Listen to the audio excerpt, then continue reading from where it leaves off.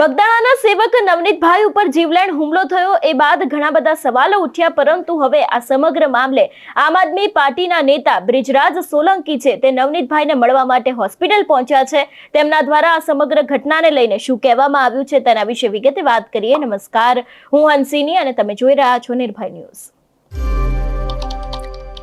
કોળી સમાજના જે નવનીતભાઈ છે તેમના ઉપર હુમલો થયો હતો। ઘણા બધા તર્ક વિતર્ક સર્જાયા હતા અને અંતે નામ સામે આવ્યું હતું માયાભાઈ આહિરના પુત્ર જયરાજ આહિરનું। અત્યારે હાલ એક બાદ એક કોળી આગેવાનો છે, કોળી સમાજના નેતાઓ છે, એ લોકો નવનીતભાઈને મળવા પહોંચી રહ્યા છે। એવામાં હવે બ્રિજરાજ સોલંકી જે આમ આદમી પાર્ટીના નેતા છે એ પણ નવનીતભાઈને મળવા પહોંચ્યા હતા। સૌથી પહેલા તો એ દ્રશ્ય ઉપર નજર કરીને એ બાદ તેમના દ્વારા શું કહેવામાં આવ્યું છે તે પણ સાંભળીએ।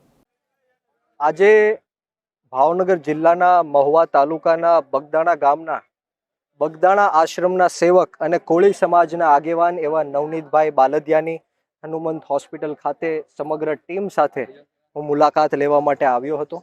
પરિવારને પણ મળ્યો, નવનીતભાઈને પણ મળ્યો।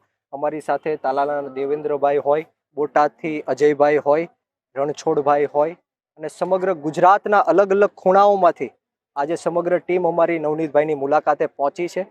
હું સીધી વાત ઉપર આવીશ, મુદ્દાઓ ઉપર આવીશ કે ગુજરાતની અંદર અવારનવાર કોળી સમાજ ઉપર જે અન્યાય અને અત્યાચાર કરવામાં આવ્યો છે એના વિરુદ્ધમાં આજે સમગ્ર ગુજરાતનો કોળી સમાજ એક થયો છે, સંગઠિત થયો છે। સોશિયલ મીડિયાના માધ્યમથી જે કોઈ લોકોએ નવનીતભાઈને સમર્થન આપ્યું છે આ તકે હું એમનો ખૂબ ખૂબ આભાર વ્યક્ત કરું છું। દરેક પાર્ટીના અમારા રાજકીય નેતાઓ નવનીતભાઈની સાથે આજે ઊભા છે, એમનો પણ આ તકે હું ખૂબ ખૂબ આભાર વ્યક્ત કરું છું। પરંતુ વાત એટલી કરવાની કે સમગ્ર ગુજરાતની અંદર સૌથી વધારે જો કોઈની વસ્તી હોય તો એ કોળી સમાજની છે। સૌથી મોટામાં મોટી વોટ બેંક કોઈની હોય તો કોળી સમાજની છે। આ સત્તા છે, આ સરકાર છે એ કોળી સમાજના મત ઉપર જીવી રહી છે, ટકી રહી છે। ત્યારે માટે અમારા કોળી સમાજના મંત્રીઓને, સંસદોને, ધારાસભ્યોને ગાંધીનગરના પગથિયા ચડવા પડે એ અમારી માટે કમનસીબીની વાત છે। ત્યારે હું સમગ્ર કોળી સમાજને કહેવા માંગીશ કે આ કોળી સમાજની તાકાત છે કે આપણે સીએમ પાસે નહીં, સીએમને આપણી પાસે આવવું પડે એ તાકાત કોળી સમાજની છે। પરંતુ ક્યાંક ને ક્યાંક રાજકીય નેતૃત્વ આપણું નબળું પડે છે। માત્ર પીઆઈની બદલી કરી દેવાથી ન્યાય નથી મળી જવાનો, માત્ર એસઆઈટી રચી નાખવાથી ન્યાય નથી મળી જવાનો।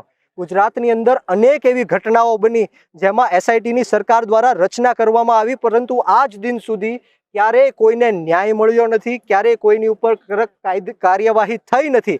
હું તમને મોરબીની જે પુલ દુર્ઘટના છે એની વાત કરું, ગંભીરા પુલ દુર્ઘટનાની વાત કરું, ટીઆરપી અગ્નિકાંડ જે ગેમ ઝોનમાં થયો એની વાત કરું, પાયલબેન ગોટીની વાત કરું, આ બધા મુદ્દાને લઈને સરકારે એસઆઈટીની રચના કરી, પરંતુ આજ દિન સુધી આ માત્ર ને માત્ર કોળી સમાજનો રોષ છે એ શાંત પાડવા માટે છે। આ મુદ્દો ડાયવર્ટ કરવા માટે પીઆઈની બદલીઓ થાય છે, એસઆઈટીની રચના થાય છે, પરંતુ અંતે કોળી સમાજને ન્યાય નથી મળતો।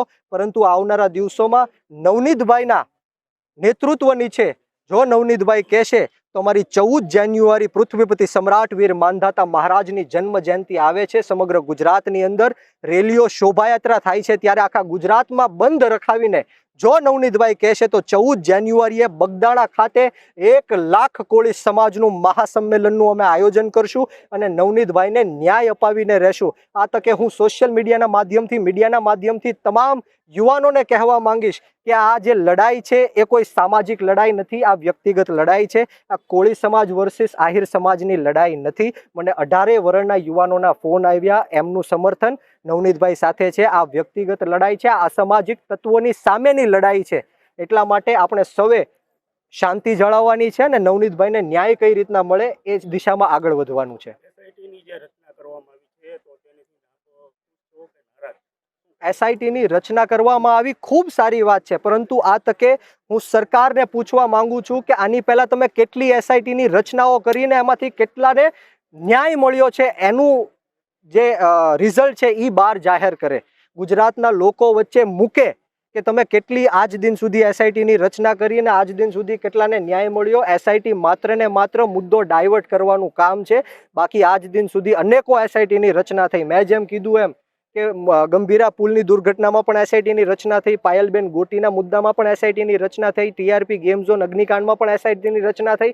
પણ સરકાર મને કહે કે આજ દિન સુધી કોને ન્યાય મળ્યો છે ને કોને ફાંસીના પાંચડા ઉપર ચડાવ્યા છે. આ માત્ર કોળી સમાજનો જે રોષ છે એ ઠંડો પાડવા માટે છે. માત્ર ને માત્ર આ ડિવાઈડ એન્ડ રૂલની સાથે સાથે ડાયવર્ટ એન્ડ રૂલનો આ જે પેતરો છે એને કોળી સમાજ સમજી ગયો છે. પરંતુ મારી જેવા કોળી સમાજના યુવાનો આ સાખી નહીં લે. અમે છેલ્લા શ્વાસ સુધી નવનીતભાઈને ન્યાય અપાવીને રહેશું. કોઈ પણ લેવલ ઉપર જવું પડે અમે નવનીતભાઈને ન્યાય અપાવીને રહેશું.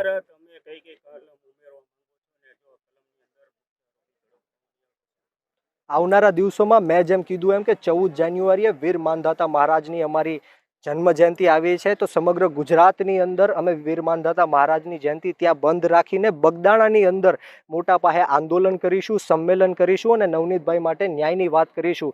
એફઆઈઆરમાં છેડછાડ કરીને આરોપીઓને બચાવવાના કામ થઈ રહ્યા છે ત્યારે પીઆઈની બદલી એવું દર્શાવે છે કે ચોક્કસપણે આમાં ક્યાંક ને ક્યાંક અધિકારીઓનું, પોલીસ તંત્રનું, પીઆઈની સંડોવણી છે.